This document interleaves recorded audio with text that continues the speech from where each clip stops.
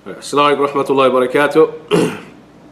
Bismillah walhamdulillah wa salatu wa salamu ala rasulillah wa ala alihi wa sahbihi ajma'een.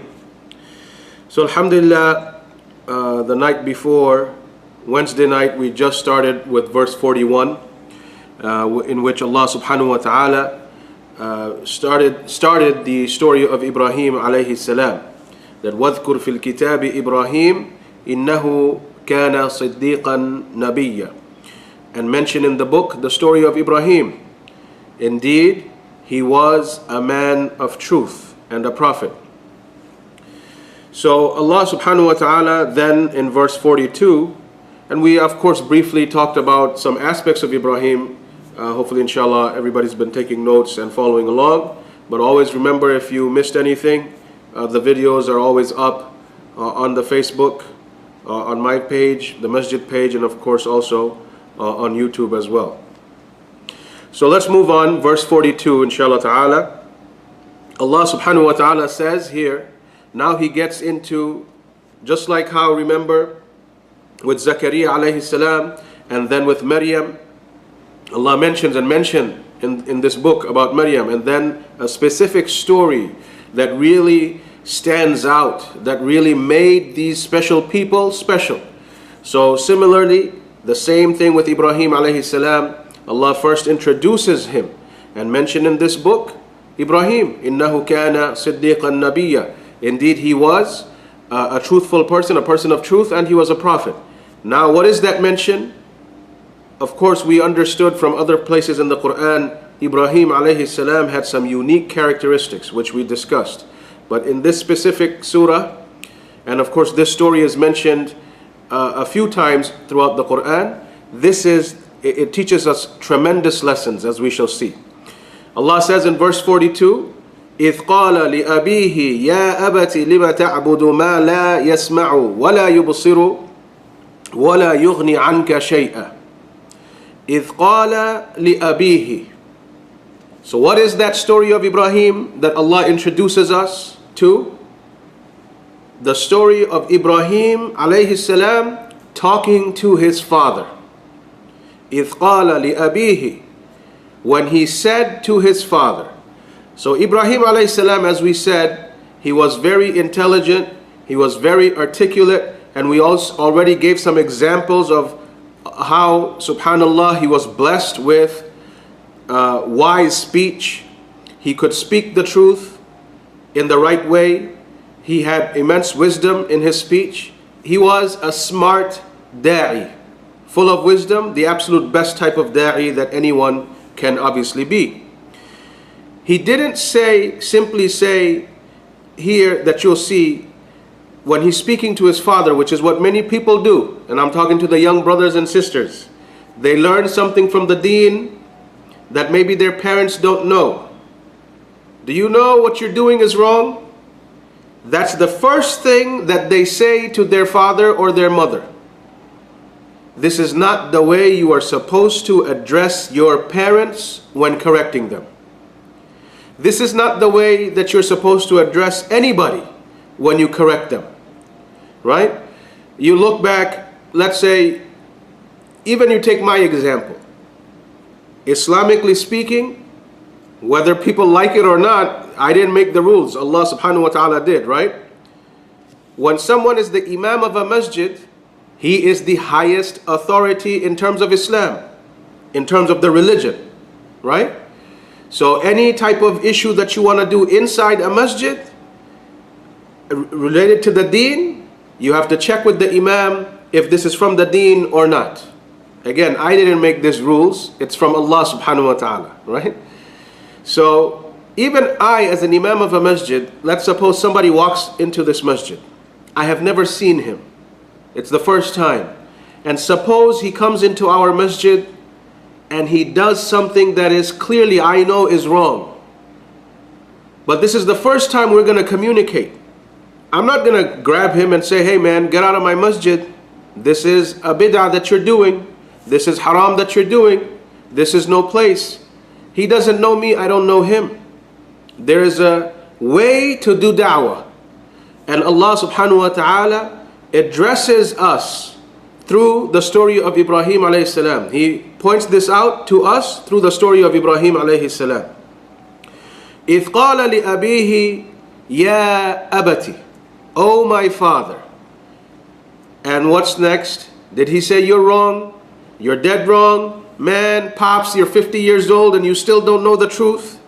So on and so forth. This is not the way anybody should be addressing their parents. It's haram in the deen. Even when you're going to correct your parents, that you learn something, you're going to correct them, you're going to share the knowledge. There is a way. So please, my young brothers and sisters, pay attention, especially the brothers and sisters who may have problems in the house because their families, their parents, by the qadr of Allah, are not really religious, but they themselves are struggling as young men and women.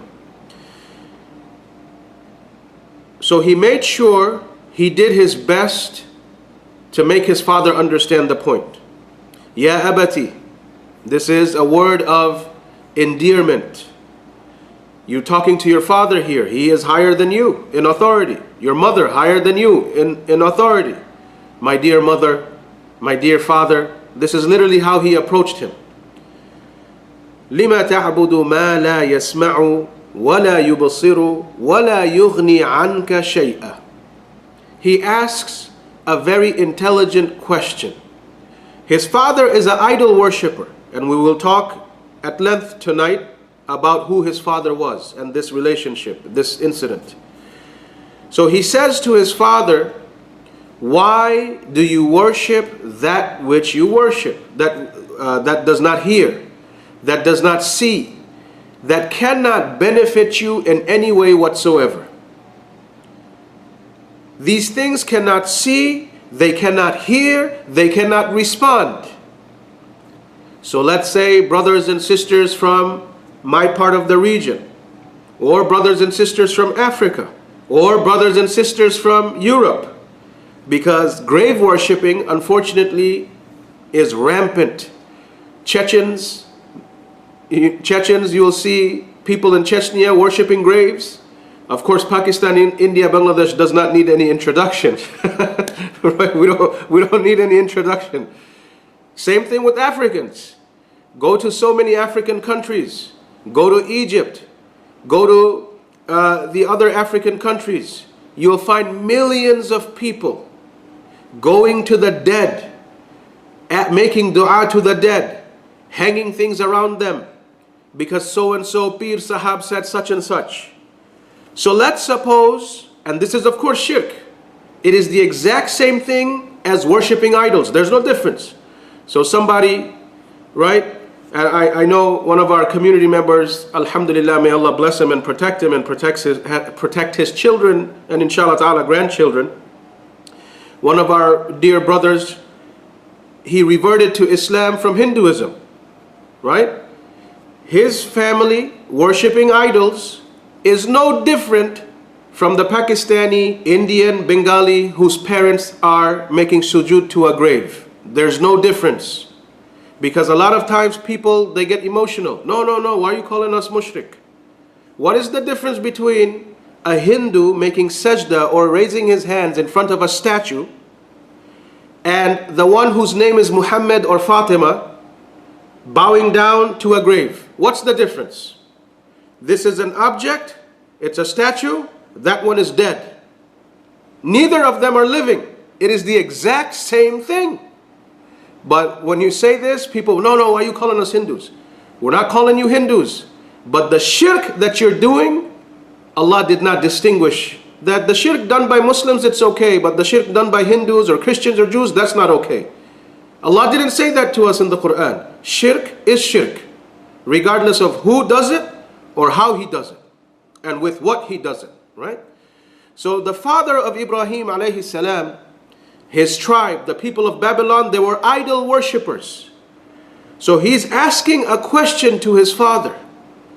Ya abati, my dear father, why do you worship? Lima ta'budu ma la yasma'u. Why do you worship that which cannot hear you? It's a statue that you made with your own hands. It does not hear you. Wala yubsiru. It cannot see. Wala yughni anka shay'a. And it cannot benefit you in any way whatsoever. intellectual argument, intellectual debate. He's not sitting here and cussing his father out. Oh, you're stupid, you're an idiot, you're this, you're that. Which, by the way, subhanallah, may Allah protect our children. Many Muslim kids talk to their parents this way, which is absolutely haram. Absolutely haram. Even though the father of Ibrahim alayhi salam was a mushrik, and we will see exactly what level his shirk was. He didn't name call his father. He went, endearment, my beloved father. And now he's talking to him intellectually. Why are you worshiping things that cannot see, that cannot hear, that cannot benefit you in any way whatsoever? Verse 43. Ya abati, continues the same tone. O my dear father, inni qad ja'ani min al-ilmi ma lam ya'tika fattabi'ni ahdika siratan sawiyya. So he says the same way. Ya abati, my dear father, inni qad ja'ani min al-ilm. Some knowledge has come to me. Again, understand here, any son, put the brothers and sisters, even if you're 40 years old, right? Even if you're 40 years old, 50 years old, and alhamdulillah, your parents are still alive, you cannot go to your parents and act like as if you have acquired all the knowledge. You just can't. Your parents are not going to take this from you. It's like, why are you? I'm your father. You want to teach me? Right? I'm your mother. You want to teach me? This is their reaction. So what does Ibrahim say to his father? Inni qad ja'ani min al-ilm. Indeed, some knowledge has come to me. He's indicating to his father, listen, Pops, I'm not saying I know more than you. I'm not saying I'm a rocket scientist and you are an ignorant fool. This is not what I'm saying. You have more experience. You have more knowledge. I'm affirming that. However, some knowledge has come to me. Some knowledge. I'm not saying that I know everything. I'm not saying I'm a big scholar. Nothing. But some knowledge has come to me. Some knowledge. قَدْ جَاءَنِي مِنَ الْعِلْمِ. He didn't say قَدْ جَاءَنِي عِلْمِ. All the knowledge came to me. No. Some portion of that knowledge has come to me. Because when you correct your parents, the initial reaction is, are you going to tell me that you know better than me? I'm your father. I'm your mother. To block that reaction, this is wisdom, brothers and sisters. This is wisdom. To block that reaction from the parents, he approaches the father this way. I have some knowledge. Some knowledge came to me. فَاتَّبِعْنِي. So follow me in regards to this specific knowledge that I'm sharing with you. I'm not, whatever it is that you're doing, you're doing. Let's give an example in our times today. Let's suppose, alhamdulillah, you have been guided to Tawheed, you have been guided to the Sunnah, you, young brother, young sister, whatever may be the case, and you are trying to address your parents. Maybe your dad's a doctor, maybe your dad's an engineer, maybe your dad has a business, maybe your dad is a taxi driver. Doesn't matter what his profession is. We're not undermining anybody's profession. But whatever the case may be, so you're going to your father, listen, I'm not saying, so suppose somebody's dad is a doctor and you're approaching him. Listen, I'm not saying I know more than you. You're a medical doctor, mashallah. You have a lot of knowledge. I'm not competing with you in terms of knowledge. However, some knowledge has come to me. Today I went to the masjid, I heard a lecture. I read, I studied, I am sitting with shuyukh and learning. You are explaining to your father and mother that you have some knowledge. You're not just speaking out of thin air. You just grab something out of the air and now you want to slam your parents with it. They need to understand that you have worked hard and you have acquired some knowledge. You learned something, a specific thing. So all the medical stuff and everything that you're doing, that's all fine and dandy, no problem. I don't have more knowledge than you. I don't have more experience than you. However, one specific thing that I have learned today which you have not learned, a portion of knowledge. One human being does not know everything, right? As long as your father and mother understand They're not the all-knowing. No one is all-knowing. Only Allah subhanahu wa ta'ala is Al-Alim, the all-knowing. Every single human being, we're flawed in our knowledge. We don't know everything. So you go tell him, some knowledge has come to me. I'm going to share this knowledge. And in terms of this specific, just this, I'm not talking about the other 100 things that you know better than me. But just this one thing. فَاتَّبِعْنِي, follow me. أَهْدِكَ صِرَاطًا سَوِيًّا, I will guide you to the straight path. He speaks with confidence. He speaks with strength. He speaks with authority in what he knows. But look at the way he did it, brothers and sisters. Again, he's not name calling. He's not yelling. He's not screaming. He's not ready for a fist fight with his own father. But he makes it very clear. You have knowledge, you have experience a lot more than me. However, a portion of all the knowledge has come to me. And in this specific aspect of life, yes, I know a thing or two better than you. So follow me. I will guide you to that which is correct. I'm here to help you understand what is correct. Speaking with confidence. He was very polite to his father, but he spoke with clarity. He spoke with authority. He spoke with confidence. This is how you have to be when you, alhamdulillah, have been guided to Islam, or you have been guided to Tawheed and the Sunnah, but your parents are ignorant. This is how you have to be. You speak with them with kind words, but you be confident. Many times what happens to a lot of the young brothers and sisters, maybe we'll be saying something, people like me, the Imams and the Shuyukh will say something, they're so hyped up, right? So hyped up. He hears half the sentence from the Sheikh. Oh my God, my parents have been wrong all their life.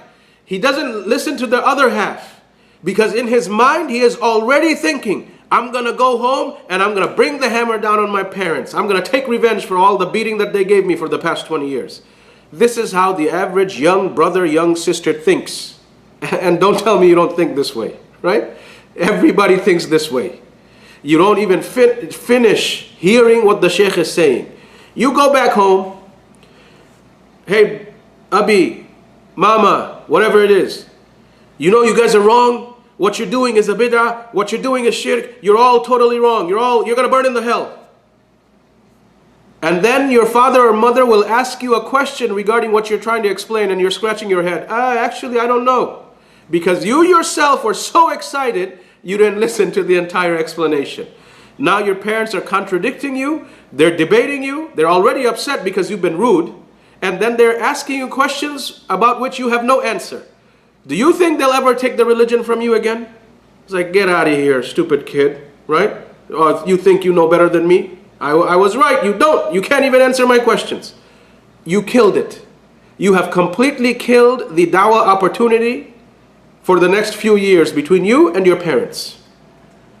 So understand this, brothers and sisters. There is a way. This is our father. This is our mother. Not some random person from the street. Right? You have to understand the way you talk to parents is very different from the way you talk to other people. As the Prophet ﷺ said in the hadith in Sahih Muslim, Allah has given respect and honor and positions to certain individuals. Every individual that has been given a certain position by Allah has to be respected with that position. Who gave this authority and this position to the parents? Who? Not me. Not the father, not the mother. Allah gave it. We have to respect that position. We have to respect and honor that position because Allah is the one who made this decision. Even if they are wrong, there is a way we approach our parents.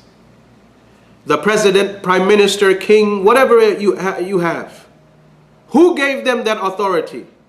Who gave us the rule that you must follow the leader? Who told us this? Allah did. There is a way you correct the person of authority. Who made the Imam of the masjid the head of religious affairs? Not any Imam himself. Allah did.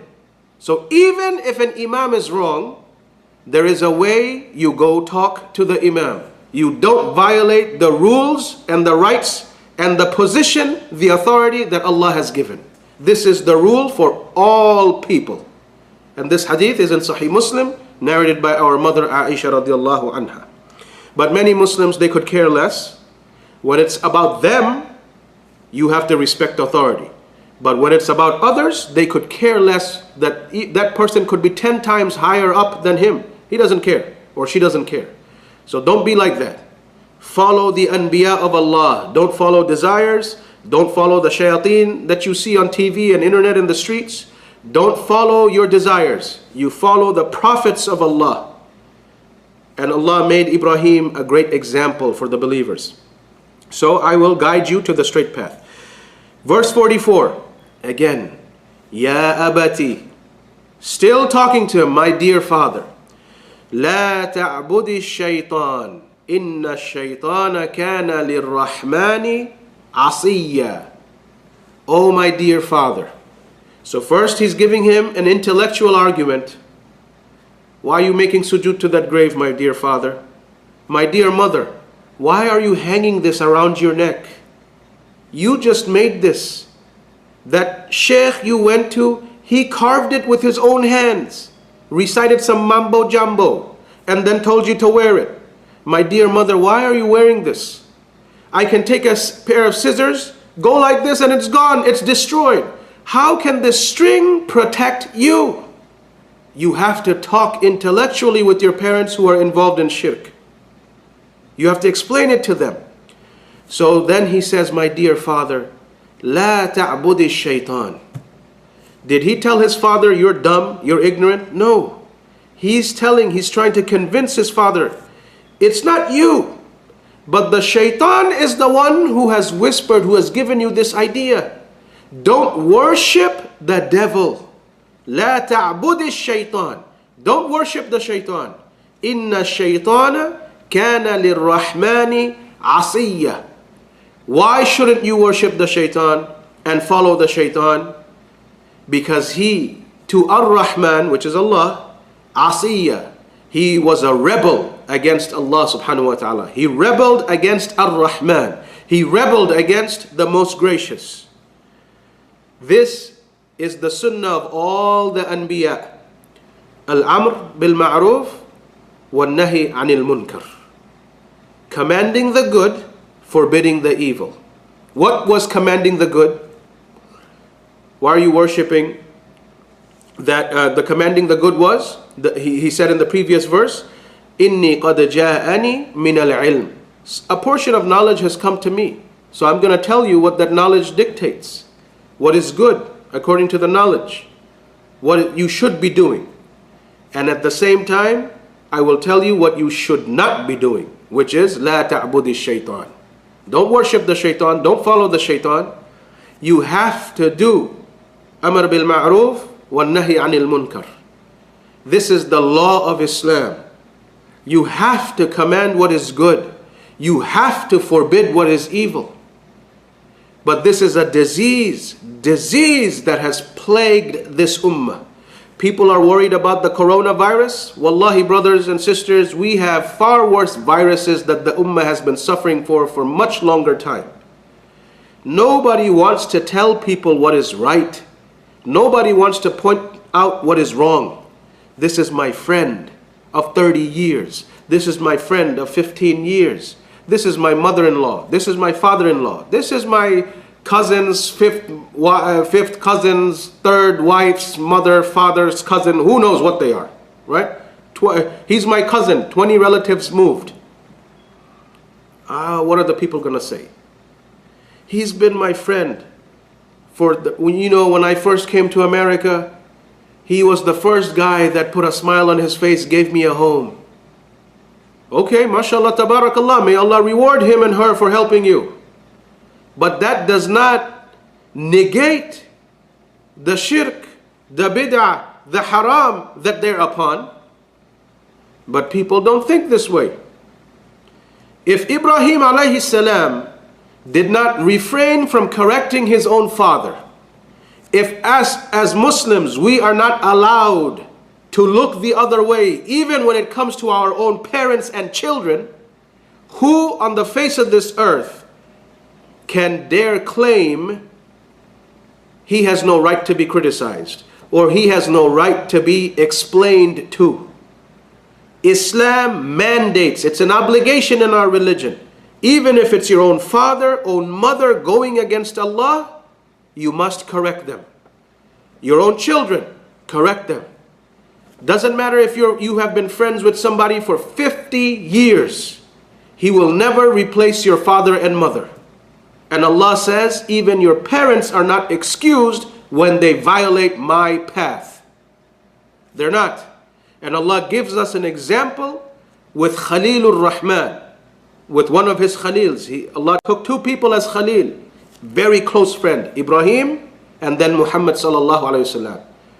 So Allah gives the example of his Khalil, that this is what he did with his father. It's not that the same Allah who says to us, you must honor, you must respect your parents.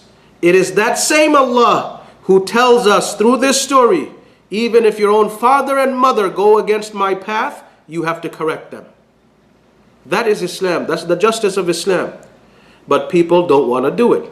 And then of course when people see people like me, they'll think we're extremists. But alhamdulillah, I don't have to worry about no cousin. I don't have to worry about 20 uncles. I don't have to worry about my wife's 50 uncles living in the city. This, that, whatever way that people think. Nonsense things that they bring. Why are you worried about all these people? What about your relationship with Allah? Have you ever thought about that? You're worried about the relationship that you have with 20 human beings who cannot ever create the air for you to breathe, who cannot make food for you to eat, who cannot bring down rain for you to seek barakah and life from. But you're worried about your relationship with those people who are creations just like you, who are in need of you as you are in need of them. So what about the relationship with Rabbul Alameen? That has to be your number one priority. This was the way of all the prophets, commanding what is good, forbidding what is evil, even if it be with their own family, their parents, their spouses, their children, their siblings. So Shaitan was a rebel. He rebelled against Allah's rules and regulations. Do not worship, do not follow Shaitan. Ya abati, we move to verse 45. Ya abati, still, respect. Firmness doesn't mean you be rude. You talk to your parents with respect. Ya abati, my dear father. Inni akhafu ay yamassaka adhabun min ar-Rahmani fatakuna lish-shaytani waliya. So he says to his father, my dear father, Inni akhafu, indeed I am afraid. I'm scared. Ay yamsaska adhabun min ar-Rahman. I am afraid lest the punishment from Ar-Rahman strike you. So now he's showing to his father that he really does care. It's from his love that he's trying to explain to his father the message of La ilaha illallah. You have to do the exact same way. Your father, your mother has to understand, listen, I love you. You're my father, you're my mother. Because I love you, because I'm afraid for you, because I care for you, I'm trying to share with you that which Allah has said. I'm trying to share with you that which Rasulullah sallallahu alaihi wasallam said or did. It's because of my love and care for you, my dear father, my dear mother. I don't want you to be struck by the adhab min ar-Rahman. I don't want you to be punished by Allah. And it is a torment. So follow the knowledge that has come to me. Come to the straight path. I fear for you. Pleading his case to his father. And sincerely conveying to his father that he loves him, cares for him, and he's afraid for him. Brothers and sisters, the biggest curse in a human being's or a human's life, or a person's life, the biggest curse that he or she can have is mentioned in this verse. What is that? فَتَكُونَ لِلشَّيْطَانِ وَلِيًّا. I am afraid that the adhab, the punishment from Ar-Rahman, Allah, will come to you. That punishment, that curse from Allah, I'm afraid of it. And what is that curse? What is that punishment? فَتَكُونَ لِلشَّيْطَانِ وَلِيًّا. That Allah will punish you and curse you and allow the shaitan to become your wali, guardian, your companion. People don't realize this. Brothers and sisters, we are so materialistic. Everybody is worried about money. Everybody worries about their son and daughter. Which medical school will he go to? Which, or if it's the daughter, which type of doctor will she get married to? Right? These are the things that parents worry about. And then the children, I gotta work really hard, bring money home, help my elderly parents. I have to make sure that I leave a lot of money. I need my parents to have money. Parents think about money for the children. Children think about money for the parents. That is the relationship that has occurred in the dunya today.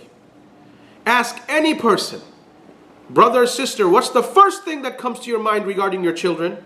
I'm worried about what type of job they're going to have, what type of education they're going to have. If it's a daughter, I'm worried about what type of, hopefully, poor man that they don't get married to, right? Materialistic, money. Ask any young brother or sister, or even somebody who's old, but still, alhamdulillah, his parents, elderly parents are still alive. They're worried about maybe, health as well. But about money, I need to make sure my parents have rent to pay, they have enough money to buy the food, to pay their bills, to this, that. Everything is about money. Subhanallah, as Muslims, do you pause and think, what is the relationship between me as a son and my mother and father? Is it money? Do parents pause and think, what's my relationship between me as a father and my son and daughter? Is it money? Wallahi, this is the reality of the world we live in. Relationship is judged based on money. Our primary concern is money. Primary concern is status, wealth. But Ibrahim alayhi salam makes it very clear. Did he say the adhab from Ar-Rahman is that you are going to be poor, you're going to suffer, you're going to live in poverty, you're going to have diseases, you're going to be crippled, you're going to be this, you're going to be that? No. The adhab from Allah is فَتَكُونَ لِلشَّيْطَانِ وَلِيًّا. That Allah will allow the shaitan to become your guardian. You will lose in this dunya and you will lose in the akhirah. How many times as parents do you sit and lose sleep? Is my son or is my daughter protected from shaitan? Will they be protected from shaitan? As a son, as a daughter, do you think, is my mother safe from shaitan? Is my father safe from shaitan? We don't. Wallahi, we don't. We think of materialistic relationships, money. And this is why we are suffering.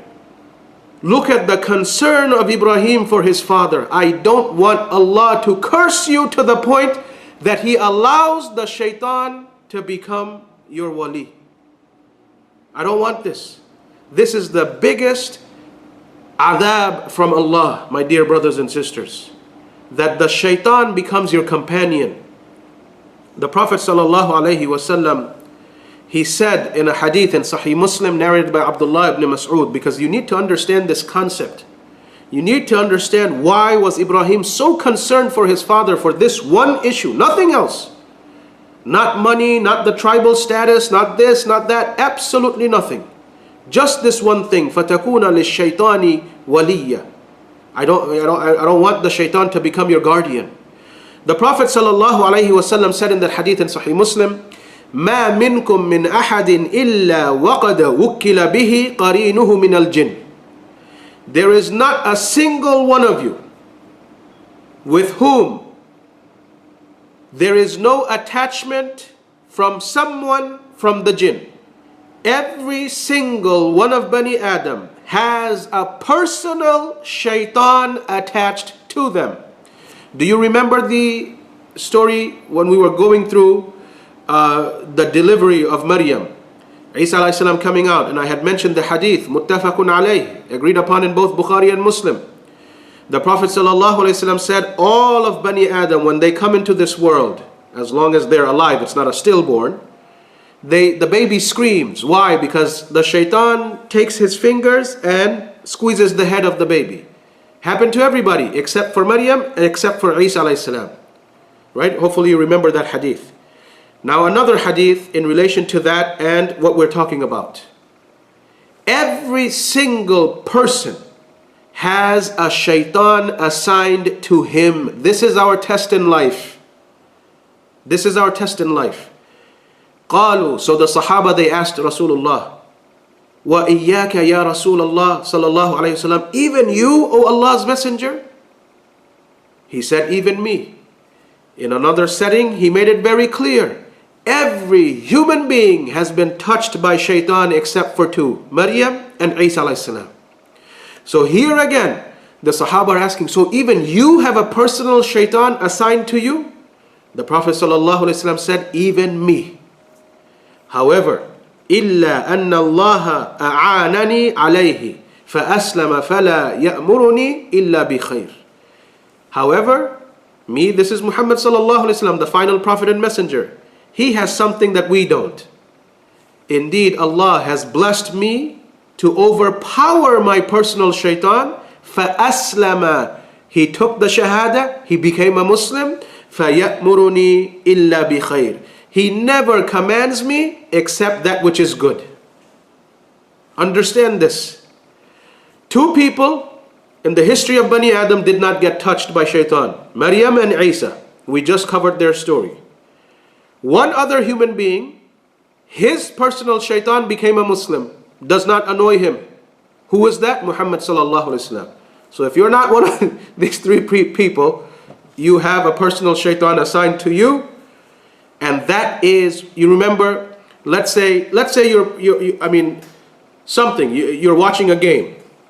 All of a sudden, man, it's Maghrib time, because I'll use the example of the shortest salah. And of course, Allah knows best if there's going to be a football season this year or not, but of course the NFL is preparing. So let me use the current example. So a game might be going on. Maghrib time is the smallest. It goes by really quick. Man, it's such a close game. It's the final 2 minutes. It's okay, who can? That thought comes to your mind by your personal shaitan. He's the one who whispers that idea, be negligent towards salah. If you listen, you have failed the test. Allah has assigned him his job, this personal shaitan, or for the sisters, that personal shaitan of yours, her job is to whisper the bad ideas to you. Now it's on you to either listen and do, or listen and say, A'udhu billahi minash shaitanir rajim, and knock it off. It's your choice to do so or not do so. The opposite. Also understand the opposite. So what? But before we talk about the opposite, so when Ibrahim says, "Fatakuna lish-shaytani waliya," I fear that Allah will punish you. The curse from Allah is that He makes you weak, makes your personal shaitan strong to the point that he overpowers you, and you are always doing evil. You simply cannot listen to what is good. You listen to your personal shaitan, you burn your own life, you burn your own house, you burn the masajid of Allah, you do everything that is filthy and evil, because that shaitan has overpowered you clearly. You simply cannot fight off his thoughts anymore. That is why you find people evil upon evil upon evil. Many people say, when are these people ever going to change? We talk like this about some people that we know. The truth is, this is a curse from Allah.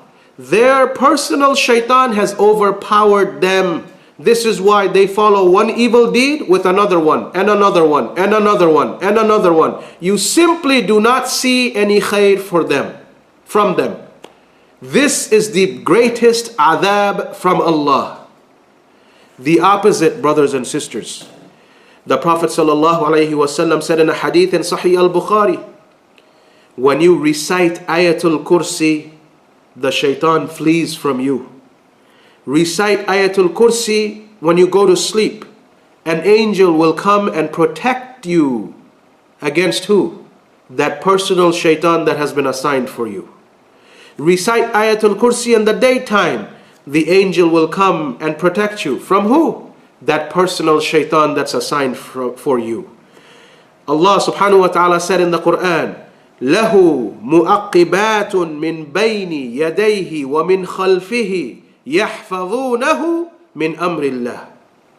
For each person, just like there is an assigned shaitan, for each person there are also angels assigned from behind, from his right, from his left, from in front of them, from behind them. Throughout the day there's 4 angels that are always there as guards if you choose to follow Allah. Now if you don't want to follow Allah, these angels will let their guard down. That personal shaitan will overpower you.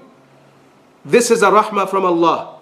4 angels for each person, 1 shaitan for each person. Do you see the rahmah of Allah? He assigned 4 angels and 1 devil. Still people are not happy. No one will cause his own destruction except for himself.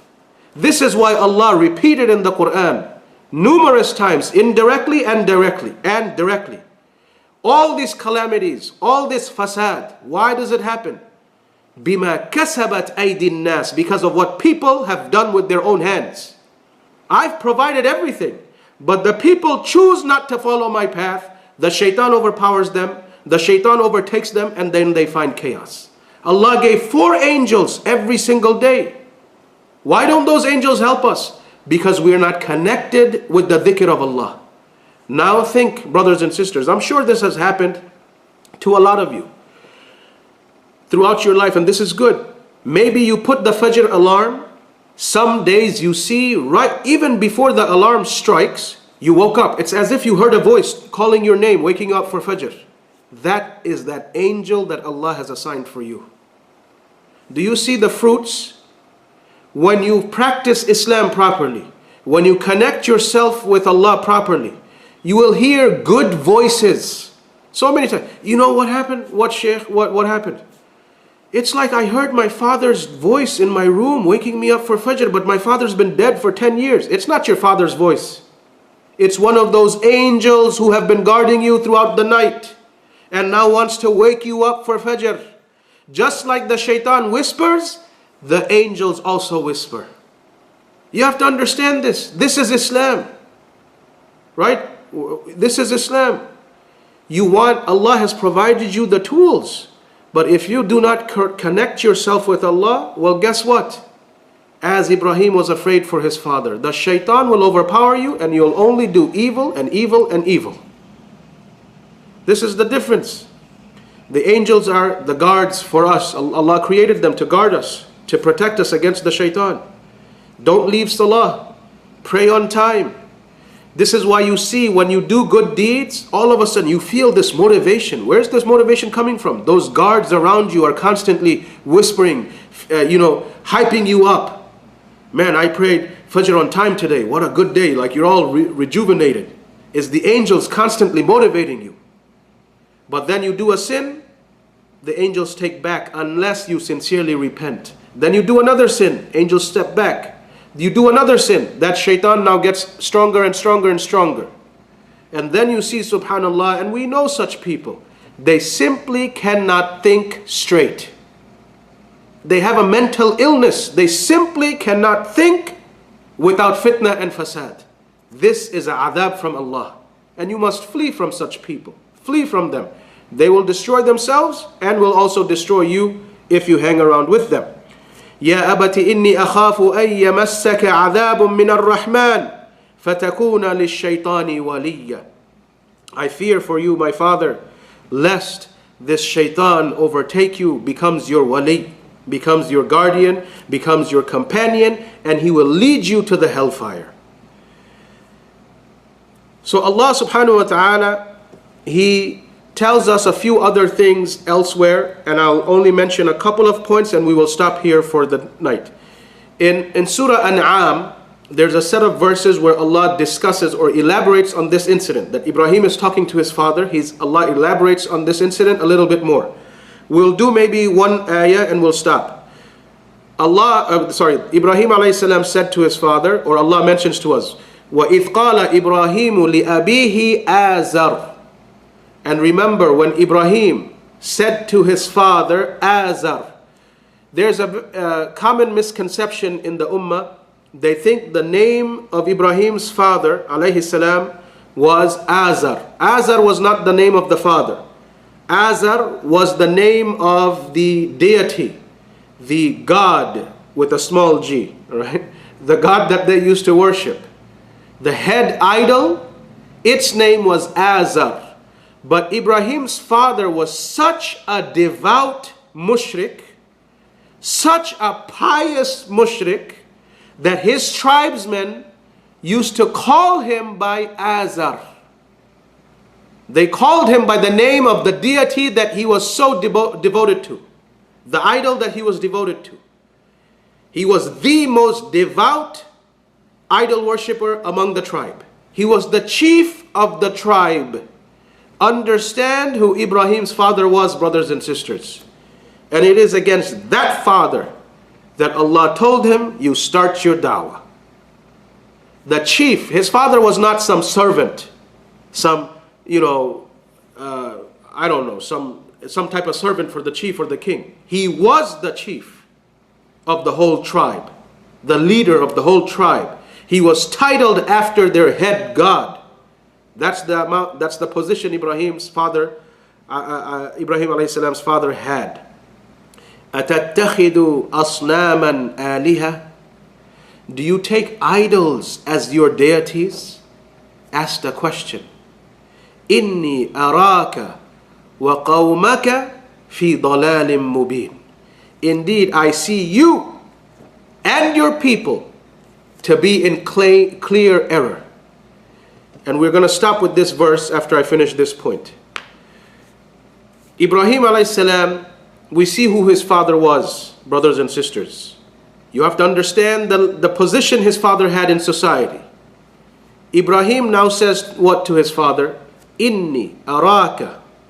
Indeed I see for you wa qawmaka and your people fi dalalim mubin. You are clearly upon error. What did Ibrahim, notice this word? He said, Inni araka, I see for you, wa qawmaka, and your people. Who is Ibrahim? The chief's son.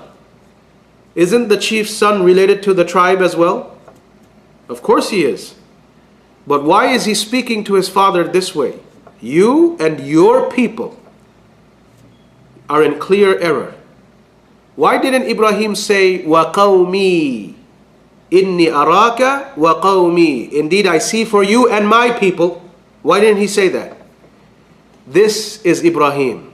Qanitan lillah. I have nothing to do with people who are into shirk. They are your people, not my people. Do you understand this, brothers and sisters? This is another disease that Muslims simply cannot understand. You might be from Bangladesh. The Hindu Bengali is not your people. The Muslim Pakistani is your people. You might be somebody from Pakistan. A grave worshipping Pakistani is not your people. The Muslim from Bangladesh is your people. You might be somebody from America. The mushrik African American is not your people. The Muslim white man from Chechnya is your people. Do you understand this, brothers and sisters? Follow the sunnah of Ibrahim. He made a clear distinction. I have nothing to do with the mushrikun. You and your people. He didn't say my people. Racism is killing the Muslim ummah. They could care less if their own tribesman is a kafir, is a fasiq, is an atheist. They don't care what he is. But he's from my country, he's from my tribe, he is from my nation, he's my people. No, they are not your people. Only the Muslims, the people of Tawheed, are my people. Regardless of their color, regardless of their race, regardless of their nationality. Understand where Ibrahim was coming from. we follow his sunnah. Made it very clear, and he spoke very directly with his father. You and your people, I have nothing to do. I believe in La ilaha illallah. You guys are idol worshippers. You guys have given children to Allah, so on and so forth. Brothers and sisters, there will come a time in our lives where Allah subhanahu wa ta'ala, if He so chooses, because He is Allah, He can do whatever He wants. If He so chooses, He will test us with our own family. You have to be ready. You have to be ready. You can't say, listen, I'm not going to implement sunnah, I'm not going to implement tawheed because my father, my uncles, my mother, my aunts, my cousins, my brother-in-law, this, that, they'll get angry with me. Allah created us. We live for Allah. We die for Allah. Allah is going to resurrect us. He is going to judge us. He is the creator of Jannah and Jahannam. He is the one who holds and giver of Jannah or Jahannam. You have to understand this, brothers and sisters, that we are sellouts. Just like I was saying in the khutbah today, we have people joining kuffar politics, selling their religion in the name, hiding under Muslim names. That's another category of people. But the average Muslim today, we're all sellouts. We sell out to our father, we sell out to our mother, we sell out to our son, we sell out to our daughter, our cousins, our friend, the friend of my father. Why do we do this? When clearly they are upon wrong. And when Ibrahim spoke this way to his father, we covered that story Wednesday night. There was not a single believer in the entire world except for him, his wife, and his cousin, who was also a prophet, Lut alayhi salam. 3 believers in the entire planet. And he spoke this way to his father and his entire country. Me and you, if today I took a stance against my 30-year-old friend, I will still have 20 other good friends, alhamdulillah. Put yourself in Ibrahim's shoes. No one on the face of this earth except for his wife and his cousin. Just 2 other people along with him. Maybe our father may hate us, our mother may hate us, our family's friends may hate us. But Allah will give us more friends in a different way. Still, we cannot develop the courage to speak the truth, to stand firmly for the religion of Allah, to stand firmly for Allah's religion, not personal benefit, Allah's religion. And before I go to Q&A, I want to point something out to my dear community, because you need to understand these things. Let's say, brothers and sisters, the past 2.5 years that I've been here, the fitna is not hidden, it's not secret, so there's no problem me talking about it openly because it's in the open. Did I receive any personal fayda, personal benefit from being here? Personal benefit? No. Some people can ask a simple question.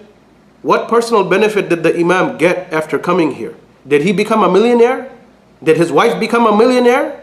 Did his children, are they driving Rolls Royce? No. The Imam is slandered. The Imam's wife is slandered. Nobody is free. Did I receive any personal benefit? Why am I still doing what I'm doing? You should ask that question. Why is the Imam still doing what he's doing, even though from the day he got here, all he faced is attack, not just him, but even his wife faced attacks and slander and lies. Because I believe in Allah, I believe in religion, I believe in Islam. You have to understand this. If I can do it, brothers and sisters, and I'm not the most righteous man in the world, I'm not the scholar of this dunya. If I can do it, so can you. If my wife can do it, so can your wife. You understand this. And I'm here. Nobody's killing me, alhamdulillah. I will die when Allah writes death for me, right? Be confident. We live for Allah, we die for Allah. There is not a single human being on the face of this earth who can harm you without Allah's permission. Take this lesson from Ibrahim. Him and his wife and his cousin, 3 believers. And he stood firmly, publicly, against the chief and the entire nation by himself. And he made it public. I am not with you. I believe in La ilaha illallah. What you guys are doing, dalalim mubin, clear error. Plain error. Right? And inshallah we will continue more. So this story of Ibrahim is very different from the story of Zakaria and the story of Maryam, as you can already tell. The story of Ibrahim is there to smack us, wake up and understand the true meaning of La ilaha illallah. Wake up and understand what it means to be committed to Allah's religion. Look at Maryam. People slandering her that she is somebody who slept with, fornicated and produced a child out of wedlock. Allah tested these righteous people with these type of things. But did they give up? Did they say, oh no, my people are going to say this or that? No. So understand, brothers and sisters, if we love Allah, we stay connected with Him, Allah will help us. We follow the sunnah of the Anbiya, not the sunnah of my 30-year-old friend. That's not a sunnah, right? The sunnah is from Allah or the Prophet sallallahu alaihi wasallam. So let's inshallah ta'ala go to the questions.